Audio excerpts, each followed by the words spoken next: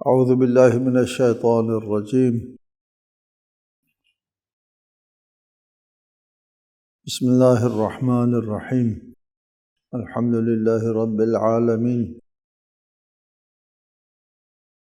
والصلاة والسلام علی اشرف الانبیاء والمرسلین وآلہ الطیبین الطاہرین اعوذ باللہ من الشیطان الرجیم ألم تر أن الله خلق السماوات والأرض بالحق إن يشاء يذهبكم ويأتي بخلق جديد وما ذلك على الله بعزيز۔ کیا تم نے نہیں دیکھا کہ اللہ نے آسمانوں اور زمین کو برحق پیدا کیا ہے؟ اگر وہ چاہے تو تمہیں تباہ کر دے اور تمہاری جگہ نئی مخلوق لے آئے، اور یہ اللہ کے لیے کوئی مشکل کام نہیں ہے۔ علم ترى، یہ ترکیب جو ہے علم ترى یا تمہیں علم نہیں ہے کے معنوں میں۔ علم ترى رؤیت بصری مراد نہیں ہے، رؤیت قلبی مراد ہے۔ کیا تم نے نہیں دیکھا، یعنی رؤیت قلبی سے نہیں دیکھا۔ یہ علم ترى، علم یرو، یہ ترکیب، یہ لفظ جو ہے اگر الی کے ساتھ ہو، علم تر الی الذین علم یرو الی، تو پھر تو رؤیت بصری کے معنی میں ہے۔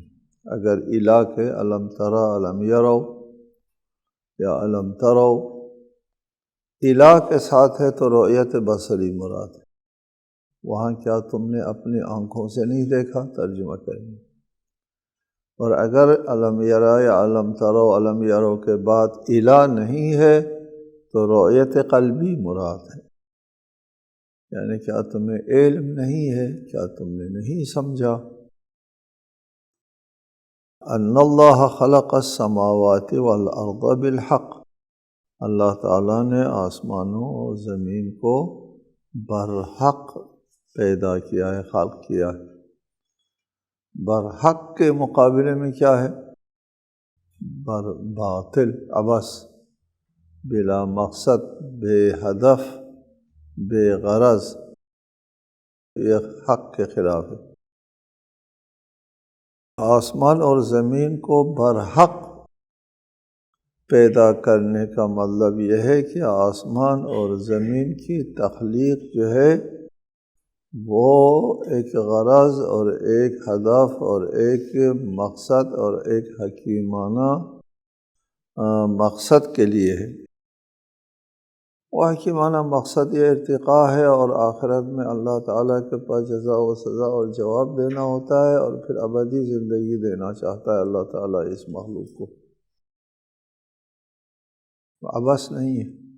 اور اگر کوئی آخرت نہیں ہے تو پھر یہ زندگی جو ہے وہ ایک عبث، بے معنی اور بے مقصد ہو کر کے رہ جاتی ہے۔ پوری کائنات بے مقصد ہو کر کے رہ جاتی ہے کہ ایک خونخوار آدمی ہزاروں آدمی کا خون پیتا ہے اور ظلم کرتا ہے، اور دوسرا آدمی ہزاروں آدمی کی خدمت کرتا ہے، دونوں یکساں ہو جائیں، یہ کوئی ضمیر جو ہے اس کو تسلیم نہیں کرتا۔ دونوں کے کوئی سزا نہ جزا، کوئی کچھ نہیں۔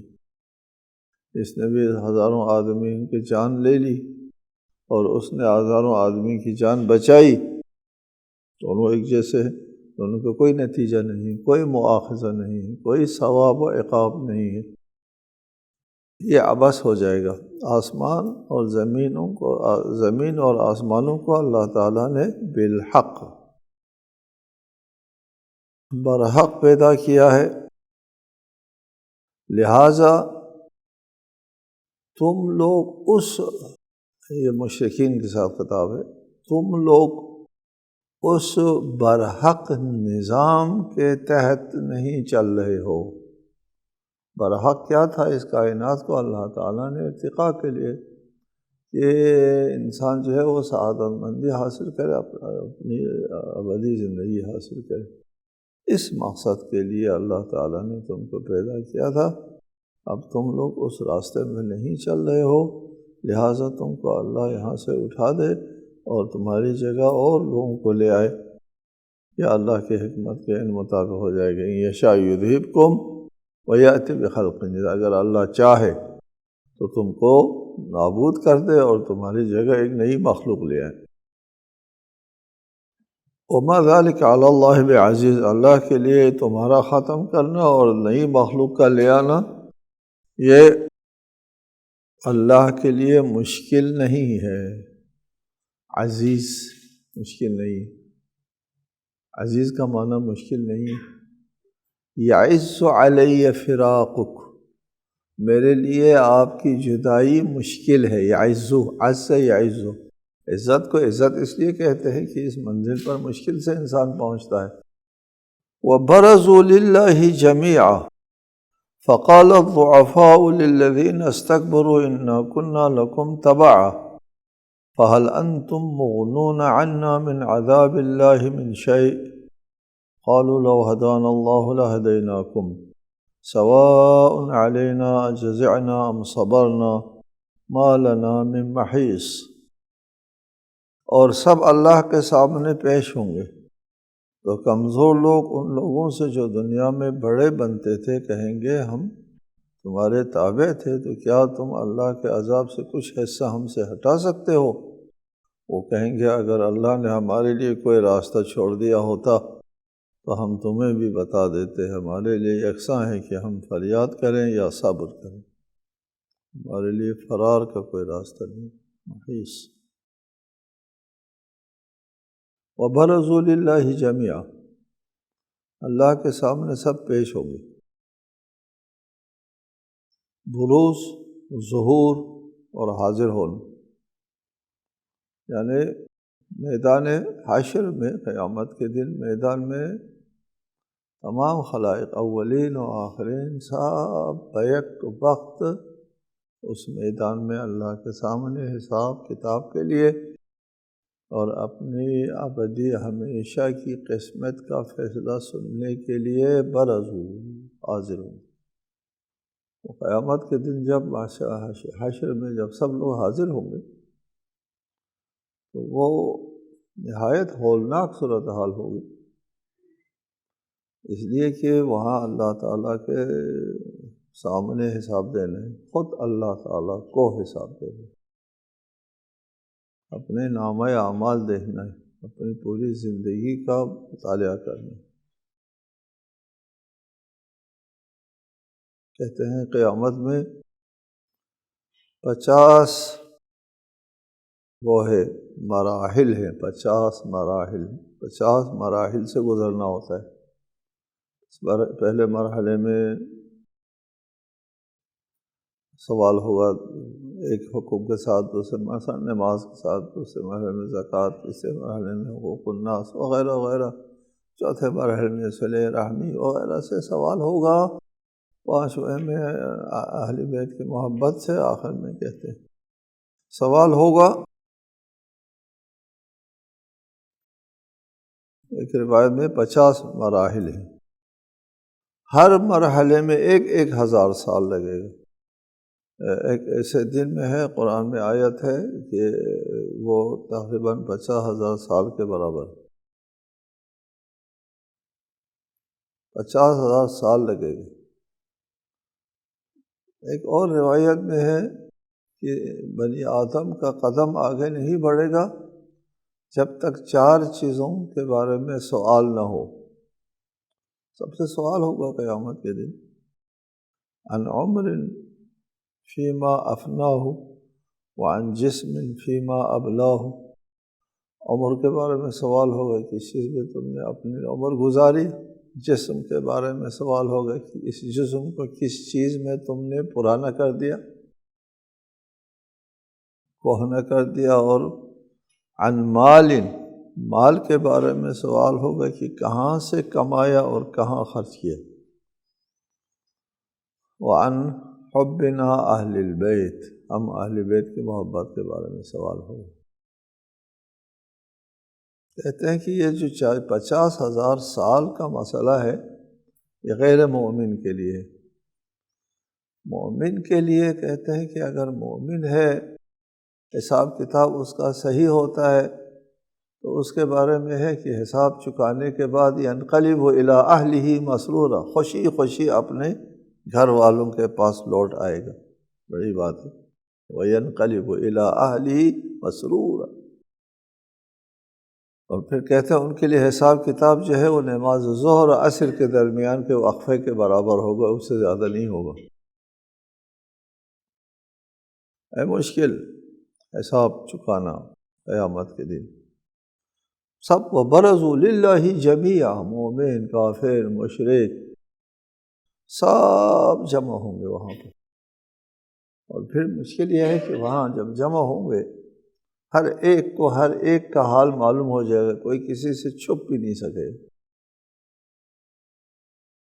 سب کے سامنے ہوگا، میرا حساب ہوگا سب لوگ دیکھ رہے ہوں گے، آپ کا بھی حساب ہوگا سب لوگ دیکھ رہے ہوں گے۔ ایسا کوئی نظام ہے جو ہمارے لیے قابل فہم نہیں ہے۔ اللہ تعالیٰ کے بارے میں تو ہے نہیں کہ لا یشغلہ شأن عن شأن، اللہ کسی میں مشغول ہے تو کسی سے وہ نہیں ہو سکتا کہ اللہ کسی کام میں مشغول ہے لہٰذا دوسرے کام نہیں ہو سکتا۔ اللہ ایک وقت سب سے حساب لے سکتا ہے، لیکن سب لوگوں کے حساب کتاب کی طرف متوجہ بھی ہوں گے۔ اس میں حساب کتاب ہوگا، برزوا للہ جمیعا، سب کے سامنے حساب ہوگا۔ اس لیے رسوائی سے ڈرتے ہیں خاصان خدا، متقین قیامت کا جو صحیح تصور جو ذہن میں رکھتے ہیں وہ لوگ حساب کتاب سے بہت ڈرتے ہیں، بہت ڈرتے ہیں کہ حساب کتاب جب لیا جائے گا تو تمام راز سامنے آ جائیں گے، اس راز کے افشا ہونے سے ڈرتے ہیں۔ بہرحال اس وقت فقال الضعفاء للذین استکبروا، ضعیف لوگ کمزور لوگ جو ہے وہ بڑے لوگوں سے کہیں گے، دنیا میں ہوتے تھے نا بڑے لوگ، کمزور لوگوں کے اوپر اپنا نظریہ تھوپتے تھے، اپنا نظریہ جو ہے وہ مسلط کرتے تھے، اور بیچارے کمزور لوگ بھی بڑے لوگوں کو حق پر سمجھتے تھے، اور کہتے تھے کہ ہمارے معاشرے بھی سنا ہے کہتے ہوئے کہ اگر فلاں مذہب صحیح ہوتا تو ہمارے سردار صاحب اس مذہب پر نہ ہوتے، سردار صاحب میاں صاحب، سردار اور میاں صاحب جس مذہب پر ہے وہ مذہب صحیح ہے۔ دلیل کیا ہے؟ کہ سردار صاحب اس مذہب پر ہے، میاں صاحب اس مذہب، چودھری صاحب اس مذہب پر ہے۔ دنیا میں وہ ان کی بات وہ کرتے رہے، مانتے رہے ان کے مذہب کو، اس لیے قبول کیا کہ وہ بڑے لوگ ہیں۔ ضعیف اور مستکبر، اِنَّا كُنَّا لَكُمْ تَبَعًا، ہم تمہارے پیروکار تھے، تمہاری بات مانتے تھے، تمہارے اشاروں پر ہم چلتے تھے۔ تو آج کوئی ہے راستہ؟ فَهَلْ أَنْتُمْ مُغْنُونَ عَنَّا مِنْ عَذَابِ اللَّهِ مِنْ شَيْءٍ، اللہ تعالیٰ کے عذاب میں سے تھوڑا سا من شیء، تھوڑا سا ہم سے نہیں ہٹا سکتے ہو؟ تعجب ہے کہ یہ جو کمزور لوگ ہیں قیامت کے دن بھی ان سے توقع رکھتے ہیں، بڑوں سے، جو دنیا میں ان کے ساتھ توقع رکھتے تھے، ہر درخواست لے کر کے ان کی چوکھٹ کے اوپر جو ہے وہ گھنٹوں کیا دنوں رہتے کہ میاں صاحب نکل آئے ادھر ہماری طرف ایک نظر کرے، اس توقع میں رہتے ہیں۔ یہی مزاج، یہی طبیعت قیامت کے دن بھی ہے۔ قیامت کے دن بھی وہ انہی کی طرف رجوع کرتے ہیں اور انہی سے توقع رکھتے ہیں کہ کچھ ہم پر رحم کرو۔ یہاں بھی وہی دنیا کے جو غلامی مزاج ہے، غلامانہ مزاج ہے، غلامانہ ذہنیت ہے، وہ وہاں بھی زائل نہیں ہوگی۔ ادھر بھی کہیں گے فَهَلْ أَنْتُمْ مُغْنُونَ عَنَّا مِنْ عَذَابِ اللَّهِ مِنْ شَيْءٍ، کچھ عذاب جو ہے وہ ہٹا سکیں گے ہم سے، جبکہ وہ مستکبرین ان سے زیادہ عذاب میں ہوں گے، ان سے زیادہ بے چارہ ہوں گے وہاں پر۔ وہ لوگ جواب میں کہیں گے قالوا لو هدانا اللہ لہدیناکم، اگر اللہ نے کوئی راستہ چھوڑا ہوتا آج کل اس عذاب سے نکلنے کا تو ہم بھی تم کو وہ راستہ بتا دیتے ہیں، ہم خود عذاب میں مبتلا ہے، تم کو کون سا ہم راستہ دکھا سکتے ہیں عذاب سے نکلنے کا۔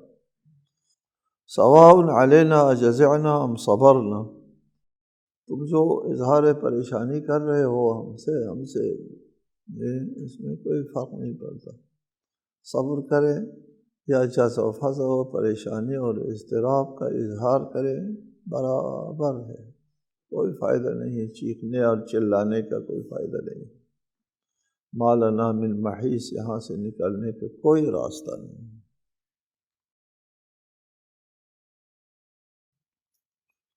یہاں پہ قیامت کے دن ایسا ہوگا کہ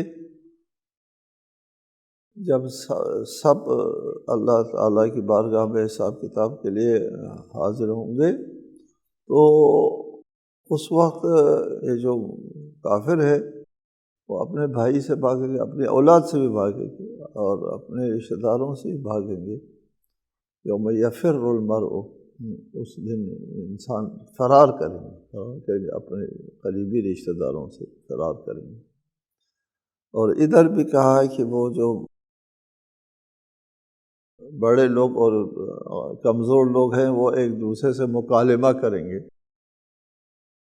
ایسا نہیں ہے کہ وہاں ایک دنیا مخلوق ہے، اولین و آخرین سب جمع ہے، تو یہ آپس میں اس بھیڑ میں اس کو کیسے دیکھ لیں گے، اس کو کیسے دیں گے، بھیڑ میں گم ہو جائیں گے، ایسا نہیں ہے وہاں سسٹم، ایسا نہیں ہے۔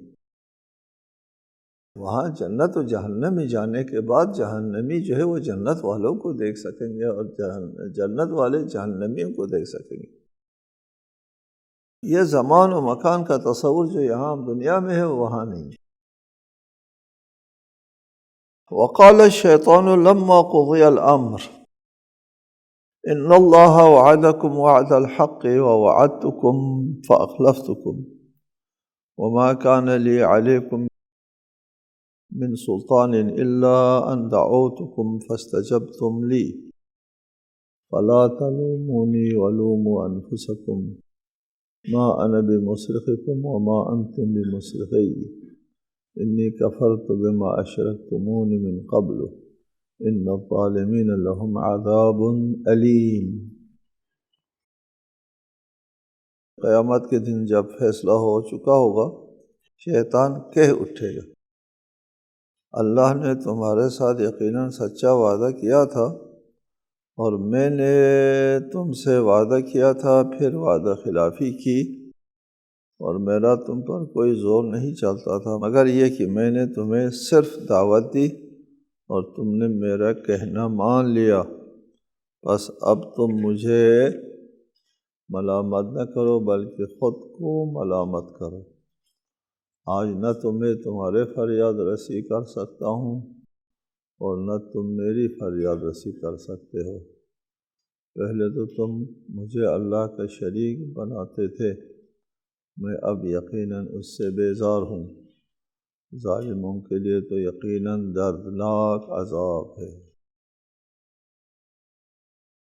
وقال الشیطان، اسی معاشر کا مسئلہ ہے یہ، لما قضی الامر، جب فیصلہ ہو چکے گا، لما قضی الامر فیصلہ ہو گیا، حساب کتاب ختم ہو گیا اور اہل جنت کو جنت جانے کا فیصلہ سنا دیا گیا، جہنم جانے والوں کو جہنم جانے کا فیصلہ سنا دیا گیا، قضی الامر، فیصلے ہو چکیں گے جب، اس وقت شیطان کہہ اٹھے گا دیکھو لوگو، تمسخر کرے گا شیطان اس وقت بھی لوگوں کے ساتھ، ایک وعدہ اللہ نے کیا تھا تمہارے ساتھ اور ایک وعدہ میں نے کیا تھا، دو وعدے تھے، دو دعوتیں تھیں، ایک دعوت تھی اللہ کی طرف سے اور ایک دعوت تھی میری طرف سے۔ اللہ نے اپنا وعدہ پورا کر دیا اور میرا کیا وعدہ پورا کرنا تھا، میں نے وعدہ خلافی کر دی۔ اللہ نے تم کو دعوت دی تھی اور اللہ کی دعوت کے مقابلے میں نے ایک دعوت دی تھی، دو دعوتوں کے درمیان میں تھے تم لوگ۔ شیطان یہاں کہتا ہے وما کان لی علیکم من سلطان، میرا تم پر زور نہیں چلتا تھا، جبر نہیں کر سکتا تھا، صرف دعوت دی میں نے، صرف دعوت دی۔ دیکھو نہ زور شیطان کا چلتا ہے، نہ اللہ تعالیٰ زور استعمال فرماتا ہے۔ جبر نہ رحمان کی طرف سے ہے، جبر نہ شیطان کی طرف سے، دونوں طرف سے جبر نہیں، بلکہ انسان درمیان میں دو دعوتوں کے درمیان، دعوت رحمان اور دعوت شیطان۔ یہ کہتا ہے کہ شیطان کہتا ہے ما کان لی علیکم من سلطان الا ان دعوتکم، میں نے صرف دعوت دی تھی، فاستجبتو لی، تم نے میری دعوت اپنے اختیار سے قبول کر لی بغیر کسی جبر کے۔ اللہ تعالیٰ کا نظام اسی طرح ہے، انسان کو جب شیطان نے سرکشی کی، اللہ تعالیٰ کی نافرمانی کی، تکبر کیا، تو اسی وقت اس کو تباہ نہیں کیا، کیوں فرصت دے دی اس کو، شیطان کو کیوں فرصت دے دی گمراہی میں بھیجنے کے لوگوں کو، اللہ تعالیٰ نے فرصت دے دی اس کو، یہ اس لیے کہ اگر شیطان بھی نہ ہو، خواہشات بھی نہ ہو، اور منفی رجحانات نہ ہو انسان کے وجود کے اندر، تو پھر تو وہ فرشتہ ہو گیا، پھر تو اس کا امتحان نہیں ہوتا، پھر انسان کا ارتقاء نہیں ہوتا۔ انسان کو جب مکلف بنایا امتحان کے لیے، امتحان اس صورت میں ہو سکتا ہے دونوں پہلو اس کے سامنے برابر سے ہو، لہٰذا شیطان کی دعوت، رحمان کی دعوت، دونوں اس کے سامنے ہیں، اور اس میں نہ جبر اللہ کی طرف سے ہے، اللہ تو جبر طاقت استعمال فرماتا نہیں ہے، شیطان کے پاس طاقت استعمال کرنے کی گنجائش نہیں ہے، دعوت ہے اس کے پاس، نتیجتاً دونوں کی طرف سے دعوت ہے، صرف نہ ادھر سے طاقت استعمال نہ ادھر سے طاقت استعمال، نہ ادھر سے جبر نہ ادھر سے جبر، صرف یہ ہے کہ دعوت، اس دعوت کو تم لوگوں نے فاستجبتم لی، تم لوگوں نے میری دعوت قبول کر لی، ولوموا، تم اپنے ملامت کرو، میری ملامت نہ کرو، اس لیے کہ اگر میں نے مجبور کیا ہوتا تم کو تو پھر ملامت میری ہوتی صرف، اور تمہاری ملامت نہ ہوتی، لیکن میں تو تم کو مجبور نہیں کر سکتا تھا، میں نے تو تم کو صرف دعوت دی تھی، اس دعوت کو اپنے اختیار اور انتخاب سے تم نے قبول کیا ہے، لہٰذا اپنے اختیار استعمال کرنے کی ملامت تم پر آتی ہے، تم مجھے ملامت نہ کرو، یعنی کیا اس کا مطلب یہ نہیں کہ شیطان قابل ملامت نہیں ہے، شیطان کہتا ہے تم مجھے ملامت نہ کرو، میں ملامت کا حقدار ہوں اور لوگوں کی طرف سے، تمہاری طرف سے نا جی، اور مومنین کی طرف سے جنہوں نے میری دعوت قبول نہیں کی ہے، فرشتوں کی طرف سے، انبیاء کی طرف سے، صلحاء کی طرف سے، نیک بندوں کی طرف سے، جن کے اوپر میری دعوت کا کوئی اثر نہیں ہوا، وہ تو ملامت کر سکتے ہیں، تم ملامت نہیں کر سکتے، تم میری طرح جرم میں شریک ہو، میں نے دعوت دی ہے ناحق کی طرف اور تم نے اس دعوت کو قبول کیا ہے، تم مجھے ملامت نہ کرو، تم کو حق نہیں پہنچتا مجھے ملامت کرنے کی، میں نے جس چیز کی طرف دعوت دی ہے تم نے اس کو اختیار اور خود مختاری کے ساتھ قبول کیا ہے، وَلُومُوا أَنفُسَكُمْ مَا أَنَا بِمُصْرِخِكُمْ وَمَا أَنْتُمْ بِمُصْرِخِيَّ، آج نہ تمہاری فریاد رسی کر سکتا ہوں میں اور نہ تم میری فریاد رسی، نہ میں تم کو چھڑا سکتا ہوں عذاب سے، میرا بس نہیں چلتا، نہ تمہارا بس چلتا ہے کہ مجھے عذاب سے چھڑائے، میں بھی اس وقت عذاب میں مبتلا ہوں گا، تم بھی مبتلا ہو، ہاں دونوں برابر ہیں۔ انی کفرت بما اشرکتمونی من قبل، میں آج اس بات کا بھی انکار کرتا ہوں جس میں تم لوگوں نے مجھے شریک بنایا تھا۔ شیطان پرست ہے نا لوگ، جو ہے وہ جنات کی پرستش کرتے ہیں کہ جنات کے ہاتھ میں کچھ تدبیر امور جو ہے جنات کے ہاتھ میں ہے۔ تم نے جن باتوں میں مجھے شریک بنایا ہے، آج میں اس کا بھی انکار کرتا ہوں کہ میں کوئی شریک بریک نہیں تھا، میرے ہاتھ میں کوئی اختیار نہیں تھا تمہارے تدبیر امور کے سلسلے میں۔ جن چیزوں کو تم لوگوں نے میری طرف نسبت دی تھی وہ بھی جھوٹ ہے، وہ کوئی نہیں، میں تم اللہ کے ساتھ شریک نہیں تھا۔ انی کفرت بما اشرکتمونی من قبل، پہلے دنیا میں، ان الظالمین لہم عذاب علیم، ظالموں کے لیے ایک دردناک عذاب ہے۔ ظالمین سے مراد یہاں مشرکین ہے، مشرکین کے لیے دردناک عذاب ہے۔ تم مشرک بنتے رہے، مجھے اور میں شیاطین کو اللہ تعالیٰ کے ساتھ شریک سمجھنا شروع کیا، لہذا مجرم تم ہو، تم مجھے مجرم نہیں ٹھہرا سکتے۔ السلام علیکم ورحمۃ اللہ۔